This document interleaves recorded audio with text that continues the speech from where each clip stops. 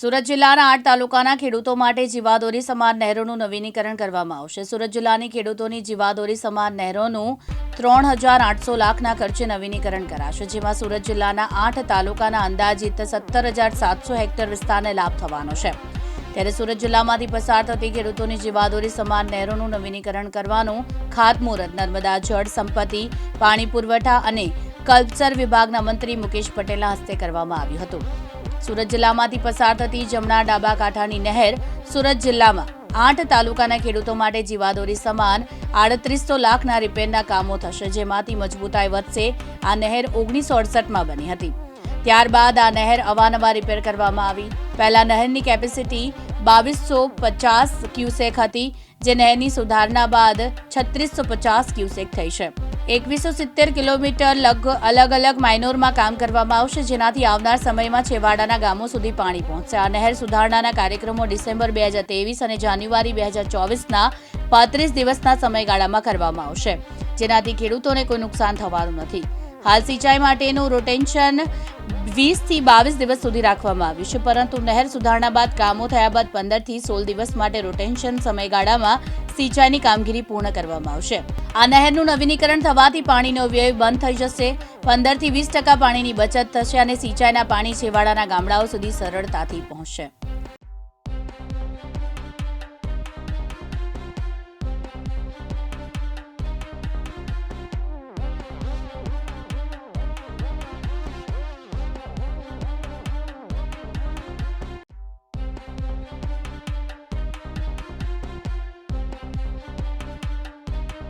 સૌને નમસ્કાર। આજે સુરત જિલ્લા માટે એક આનંદનો દિવસ છે, એટલા માટે કે સુરત જિલ્લાના જમણા કાંઠા ડાબા કાંઠાની અંદર આજે 3800 લાખ રૂપિયાના નહેર રિપેરિંગના કામો થવાના છે। દેશના વડાપ્રધાન નરેન્દ્રભાઈ મોદી સાહેબ તત્કાલ મુખ્યમંત્રી હતા ત્યારે આ સમગ્ર ઉકાઈની અંદર આપણે 1500 કરોડ રૂપિયા એમણે મંજૂર કર્યા હતા અને એ 1500 કરોડ રૂપિયા 10 તબક્કાની અંદર કામ પરિપૂર્ણ કરવાનું હતું। ત્યારે જે કેનાલની કેપેસિટી 2250 ક્યુસેક હતી, આજે નહેરના સુધારણાના કામ થવાથી આજે એની કેપેસિટી લગભગ 3650 ક્યુસેકની થઈ છે, જેથી સુરત જિલ્લાની અંદર લગભગ 3,31,557 હેક્ટરને આજે પૂરતા પ્રમાણમાં પાણી મળી રહે છે। આજે પણ જ્યારે તમે જોયું છે કે આજે તમામ જિલ્લાઓના પિયત મંડીના પ્રમુખશ્રીઓ, સુગર ચેરમેનના પ્રમુખશ્રીઓ, ખેડૂતો અહીંયા હાજર રહ્યા હતા, ત્યારે ખૂબ આનંદની લાગણી છે કે આ વિસ્તારની અંદર લગભગ 3800 કરોડ રૂપિયાના કામ થવાના છે।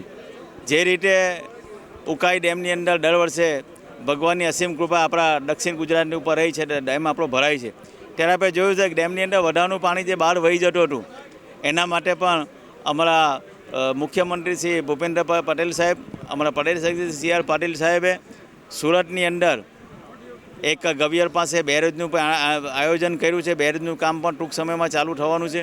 એને જે પાણી વહી જતું એ પાણી રોકાશે અને સુરતની જનતાને 50 વર્ષ સુધી પાણીની તકલીફ ના પડે એના માટે પણ આ આયોજન કર્યું છે। એનાથી વધુ પણ આપણે જોયું છે કે બોઢાન વાસે પણ અમે એક રબર ડેમ બનાવવાનું પણ આયોજન કર્યું છે।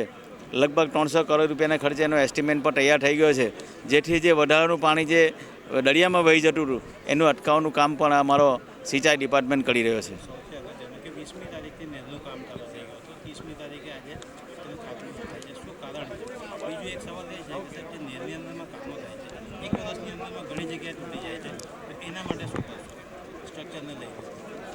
અમે જ્યારથી કેનાલ બંધ થઈ ગઈ હતી અને કેનાલની અંદર જે કામો હતા અમે કામ કરવાની અમને જે મંદિરને જેને કામ લાગ્યા હતા એને કામ કરવાની શરૂઆત પણ કરી દીધી છે। આ તો 3800 કરોડ રૂપિયાના કામ એટલે લગભગ 2170 કિલોમીટરની જે કેનાલો અલગ અલગ માઇનોર છે, તો એની અંદર પણ કામો એટલે અમે શરૂઆત તો કરી દીધી હતી, પરંતુ આજે એક આ વિસ્તારની અંદર ખૂબ મોટા કામો લગભગ 700 લાખ રૂપિયાના કામો આ મહુવા વિસ્તારને થયા હતા। અને સૌ પ્રથમવાર અહીંયા ધારાસભ્યનો આગ્રહ હતો કે અમારા મહુવાની અંદર સૌ પ્રથમવાર આટલા 700 લાખ રૂપિયાના કામ મંજૂર થયા છે, તો તો એનું ખાતમુહૂર્ત તો અમારા વિસ્તારમાં થવું જોઈએ. એટલા માટે આ કાર્યક્રમ અમે મહુવાની અંદર રાખ્યો છે. જે રીતે આપણે વાત કરો છો કે ભાઈ કામની ક્વોલિટી, કામ અમે લગભગ બધા ગામની જે પિયત મંત્રી હોય એ પિયત મંત્રીને જ આપીએ છીએ. જેમ મારા પ્રવચનમાં મેં કીધું હતું, કામ કેવું થાય છે, શું જોવે છે, આપણે ખેડૂત છે, આપણી સૌની જોવાની જવાબદારી છે. અને એ કામ આપણે બધા સાથે રહીને જોઈશું. કોઈ કામ ખરાબ કરશે અમે ક્યારેય પણ ચલાવી લેવા માંગતા બી નહીં. કામની ક્વોલિટી સારી હશે અને ક્વોલિટી કામ કરતા હશે તો જ અમે એને પેમેન્ટ કરીશું. અને જે એનું પેમેન્ટની ડિપોઝિટ, જ્યાં કામ ખરાબ હશે એની ડિપોઝિટ પણ અમે જપ્ત કરી લઈશું. આપણે મેં કીધું છે કે એમને અમે બ્લેકલિસ્ટ બી કરીશું. એમના જે ડિપોઝિટ છે અમે ડિપોઝિટ બી જપ્ત કરીશું.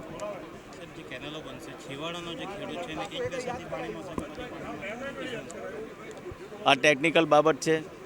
એની અંદર પણ જોયું છે કે મેં જે રીતે 2250 ક્યુસેકની જે કેપેસિટી હતી એને 3650 ક્યુસેક કેપેસિટી કરી. જે રીતે મેં કહ્યું હતું કે ભાઈ અંકલેશ્વર જે વિસ્તાર છે એનો છેક કંઠિયાજાર લાસ્ટ એન્ડ છે, અને જ્યારે ઓલપાડનો વિસ્તાર છે એ કરંજપાટી વિસ્તાર છે. અને એની અંદર પણ તમે જુઓ છો કે પહેલાં 7 દિવસે પાણી ઓલપાડમાં પહોંચતું હતું, 7 દિવસે પાણી અંકલેશ્વર ભરૂચમાં પહોંચતું હતું. તો આજે પરિસ્થિતિ એવી છે કે ઉકાઈમાંથી પાણી છોડે ને ત્રીજે દિવસે પહોંચે છે. ટેલ વિસ્તાર છે, આગળના લોકો પાણી એનું પાટા હોય તો એના પછી નીચે વાર લાગતી હોય. પણ આજે દેશના વડાપ્રધાન મોદી સાહેબે 90ના પાણી મોભે પહોંચાડવાનું જે કહેવત હતી એ સાચા હાથમાં એમણે સાર્થક કરી બતાવી. જેથી આજે દરિયાનું જ્યાં પાણી ભેગું થાય છે ત્યાં આપણું કેનાલનું પાણી પર પહોંચ્યું છે. રમેશ ખંભાતી, દિવ્યાંગ ન્યૂઝ, બારડોલી, સુરત.